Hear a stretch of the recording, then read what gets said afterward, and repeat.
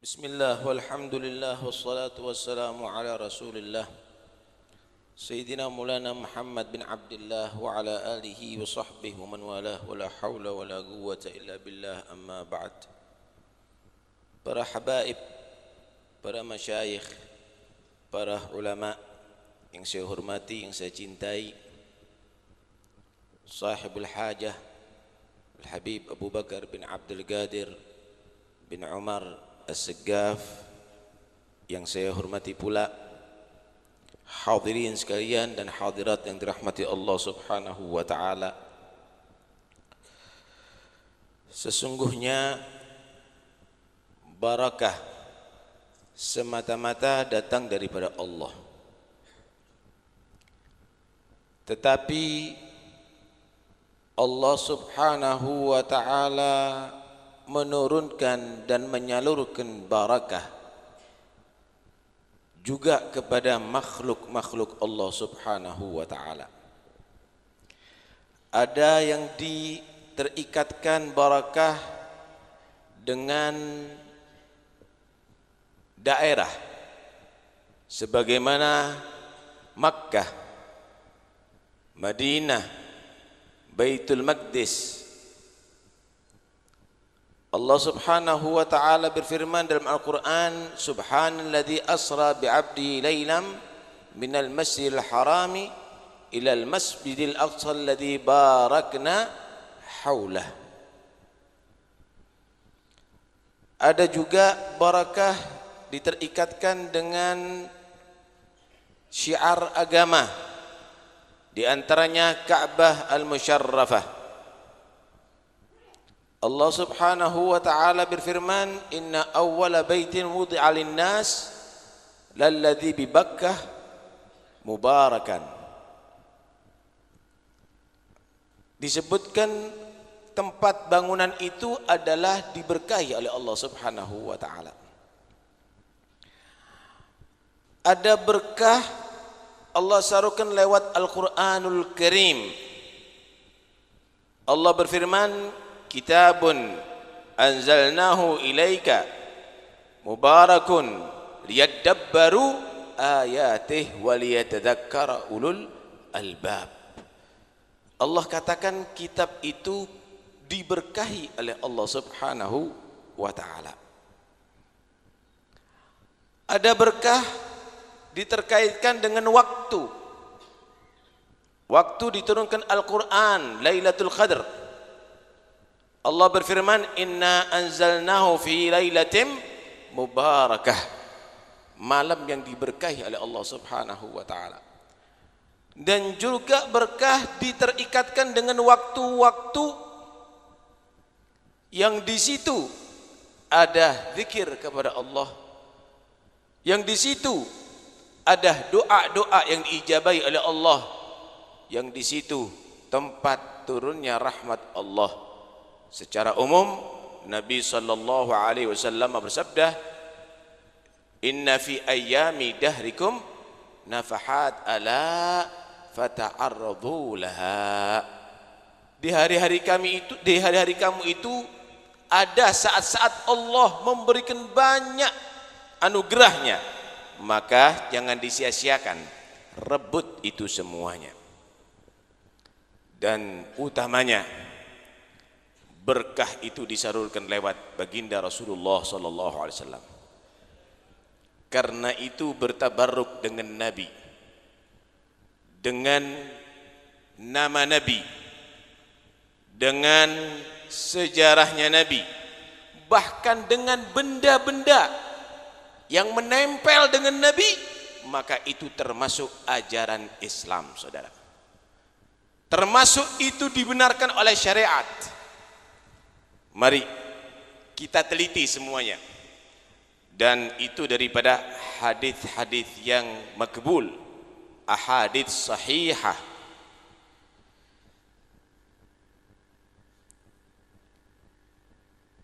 Diceritakan Anas bin Malik radhiyallahu an, beliau menceritakan, ra'aitu Rasulullah sallallahu alaihi wasallam wal hallaq yahliguhu wa atafa bihi ashabuh fama yuriduna an taga sya'ratun illa fi yadi rajulin. Hadis sahih rawahu Muslim wa rawahu Ahmad wal Baihaqi. Nabi sallallahu alaihi wasallam diceritakan oleh sahabat Anas, beliau lagi dicukur rambutnya. Aku melihat para sahabat mengitari Rasulullah, mengelilingi Rasulullah. Dia tidak ingin satu pun daripada rambut Nabi jatuh ada di tanah kecuali ada di tangan mereka. Sallallahu alaihi wa alihi wa sahbihi wasallam.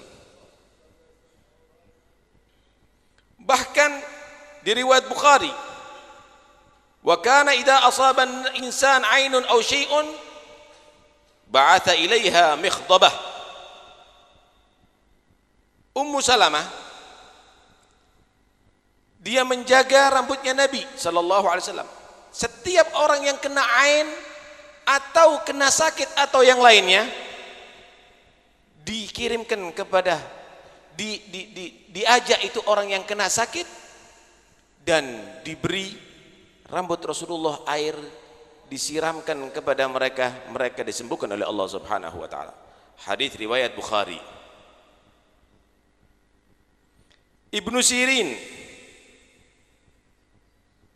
dia pernah berkata, aku punya rambut Rasulullah sallallahu alaihi wasallam yang aku dapatkan daripada Anas bin Malik. Maka dia menyatakan, la antakuna indi sya'ratun minhu ahabbu ilayya minad dunya wa ma fiha. Aku memiliki satu saja, satu helai rambut daripada Rasulullah lebih aku hargai daripada dunia seisinya. Hadis riwayat Bukhari.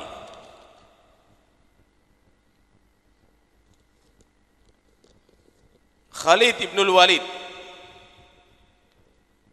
dia dalam satu peperangan kehilangan satu kopiah. Beliau panglima perang di perang Yarmuk saat itu. Diperintahkan seluruh pasukan untuk mencari. Mereka berpikir pasti ini adalah topi atau kopiah yang sangat mahal. Mereka tidak mendapatkan itu. Maka Khalid bin Walid tetap memerintahkan cari sampai ketemu. Dan akhirnya ternyata yang didapatkan adalah qalansuwa khalagah, kopiah yang sudah kumal, saudara.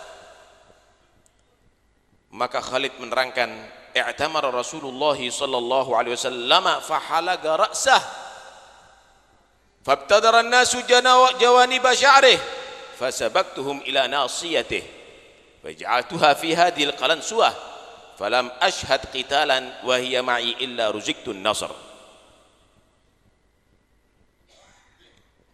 Ketika Rasulullah umrah dan Rasulullah mencukur rambut, semua sahabat ada di samping-samping Nabi mengambil bagian daripada rambut Rasulullah. Maka aku merebut rambut ubun-ubun Nabi dan aku ikat dan aku masukkan dalam kopiah ini. Demi Allah, kata dia, tidak aku menghadiri satu peperangan aku memakai ini kecuali aku mendapatkan bantuan Allah Subhanahu wa taala. Hadis riwayat Hakim dan Tabrani.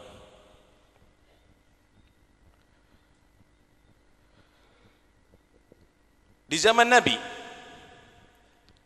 ada satu sumur yang disebut sumur Budha'ah. Ada menyatakan Budha'ah itu nama daripada pemilik sumur, ada menyatakan daerah di kota Madinah. Nabi SAW pernah berwudu ada di sana, dan pernah Nabi meludah ada di sumur itu.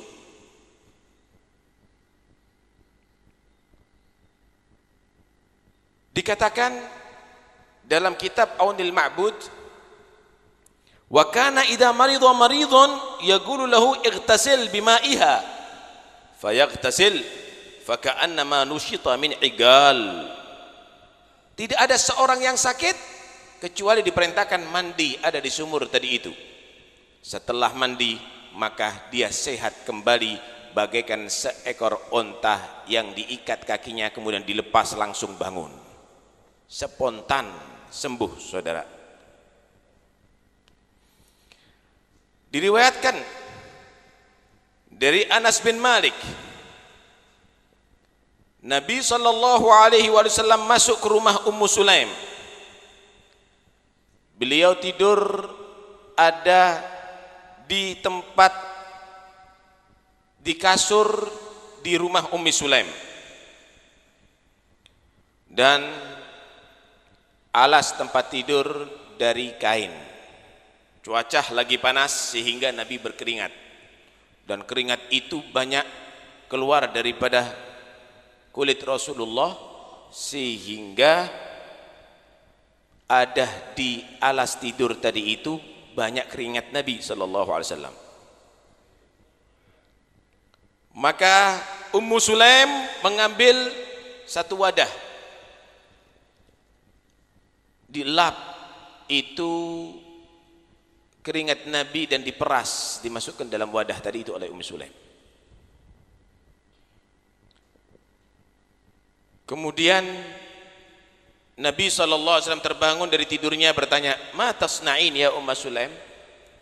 Apa yang kamu perbuat wahai Ummu Sulaim? Maka Ummu Sulaim menyatakan, "Ya Rasulullah, narju barakatahu lisibyanina." Kami berharap berkah keringat Anda untuk anak-anak kami ya Rasulullah.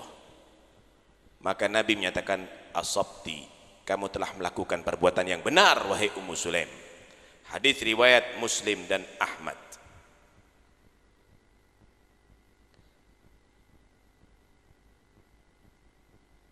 Dari Anas bin Malik radhiyallahu anhu juga diceritakan Hajjaj bin Hasan, dia mengatakan, aku berziarah kepada Anas bin Malik, maka beliau mengeluarkan satu wadah diisi air dan memerintahkan kami untuk minum, dan kami minum semuanya, dan kami kucurkan ada di kepala-kepala kami dan juga wajah-wajah kami, dan kami mengaturkan salawat kepada Nabi karena itu adalah wadah minum Rasulullah SAW. Hadis riwayat Ahmad. Dalam riwayat Bukhari, Anas bin Malik radhiyallahu anhu juga berkata, anna gadahan Nabi sallallahu alaihi wasallam inkasara fattakhadha makana sya'bi silsilatan min fiddah. Qala Asim, ra'aitul gadah wa syaribtu fihi. Hadis riwayat Bukhari. Wadah tempat Nabi sallallahu alaihi wasallam pernah retak, kemudian ditambal dengan perak. Itu dijaga oleh Anas. Kata Asim, aku melihat wadah itu dan aku juga merasakan minum daripada wadah itu. Semua mengambil berkah dari Nabi SAW. Para sahabat mengambil berkah daripada Rasul SAW.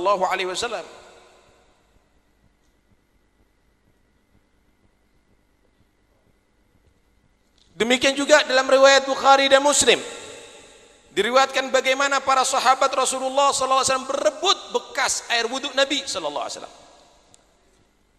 Juga mereka menjaga tongkat Nabi SAW dan mengambil berkah daripada tongkat Rasulullah SAW.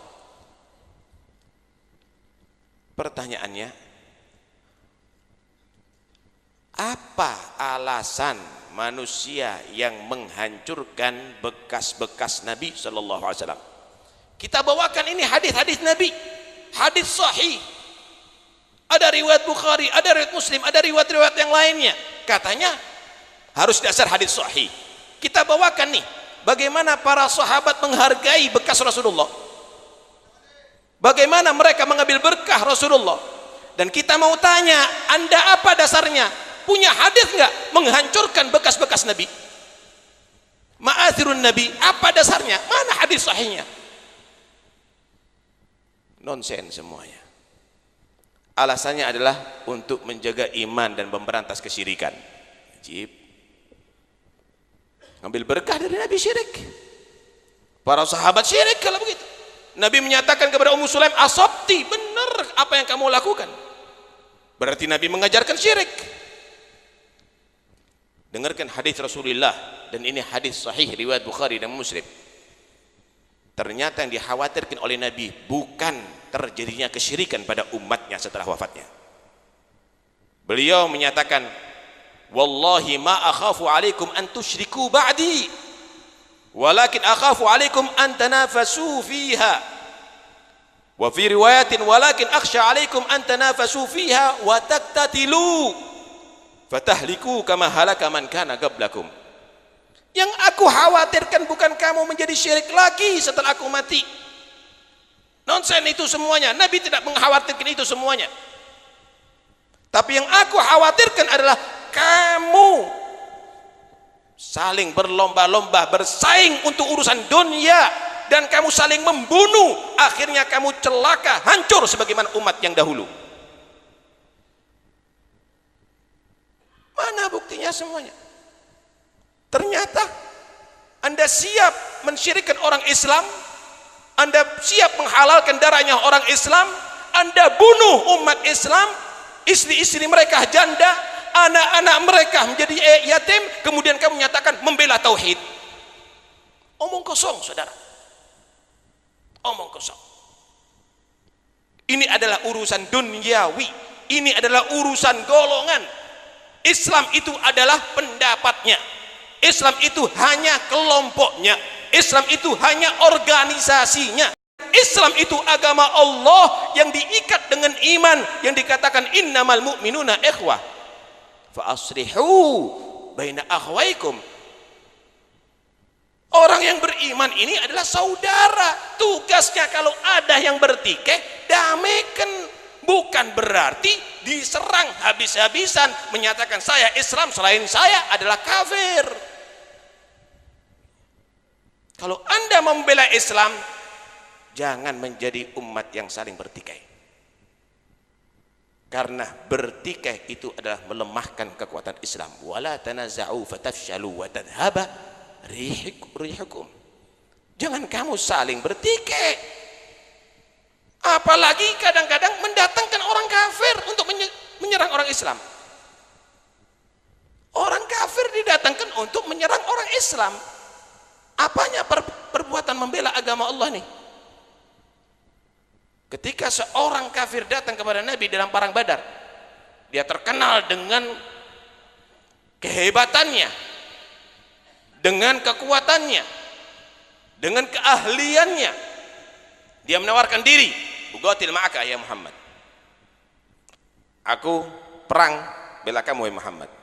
Maka Nabi menyatakan, atu'minu billahi wa rasulih? Apakah kamu beriman dengan Allah dan Rasulnya? Maka dia menyatakan, la, tidak. Amma ana fala asta'inu bi musyrik, kata Nabi.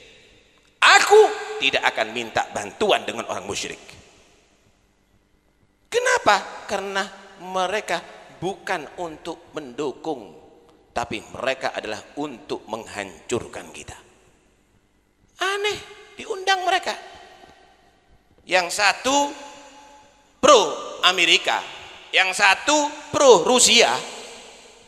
Bohong semuanya. Bukan agama Allah. Mereka berperang adalah untuk kepentingan duniawi politik. Kalau mereka untuk agama Allah, damaikan umat Islam. Jangan ikut-ikutan Anda dalam kelompok manapun. Sok menyalahkan yang pro Rusia, sok menyalahkan.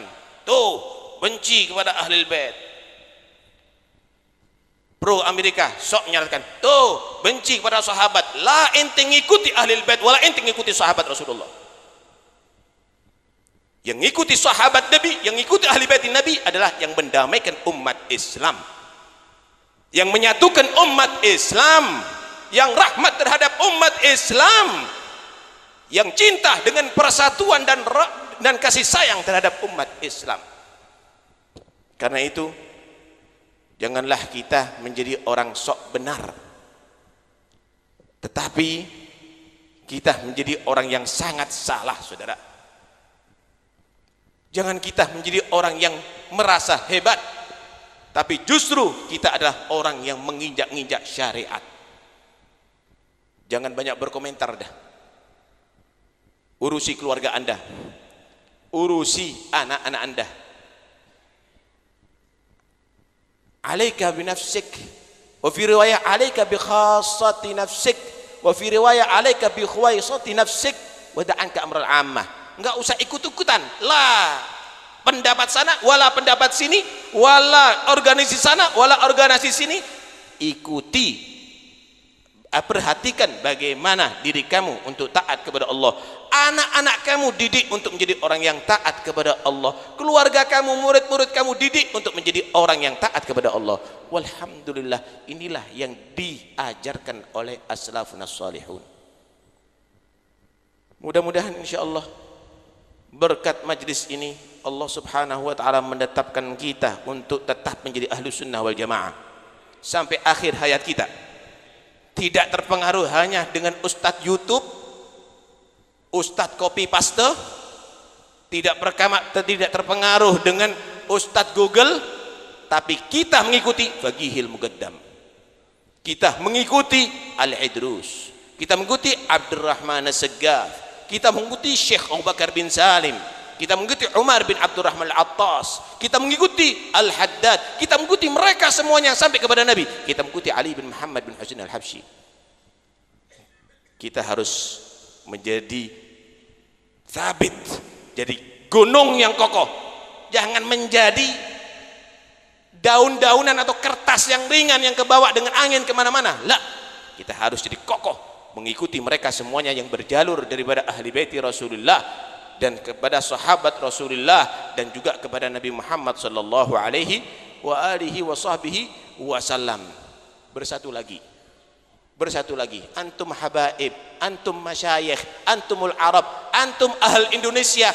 Kita semuanya dulu dari satu soft, kita semuanya satu soft, kita nggak ada bedanya dulu. Wallahi kita aman dulu, kita senang, kita bersatu dulu. Walai kita harus pecah belah sekarang. Ada fi'ah itu, ada fi'ah ini, ada firqah itu, ada firqah ini, ada kelompok itu, ada kelompok ini. Kenapa enggak kita bersatu lagi? Ajdaduna wa ajdadukum fi shaffin wahid. Datuk kita ini dalam satu barisan. Nggak ada gini semuanya. Ini gara-gara fitnah dari luar, kemudian kita ikut-ikutan begitu saja. Narji ila tariqah. Kita kembali kepada tariqah kita. Kita kembali kepada softnya kita. Kita nggak usah berubah-berubah. Dengan kekuatan itu bagaimana? Anda lihat Islam tersebar ada di mana-mana. Hadza kullu bi aidi ajdadikum wa aslafikum.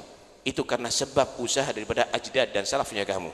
Dan kita kalau berubah, maka fitnah ternyata yang tersebar di mana-mana. Saling bermusuhan, saling mencaci, saling mengkafirkan, saling merasa benar. Semuanya salah, semuanya finar, semuanya syirik. Mudah-mudahan insyaallah kita dibuka hati kita dan menjadi orang bersatu kembali. Kama kanal awwalun, amin Allahumma amin. Wa sallallahu alaihi wasallam Muhammad wa alihi wasallam. Walhamdulillahirabbil alamin. Assalamualaikum warahmatullahi wabarakatuh.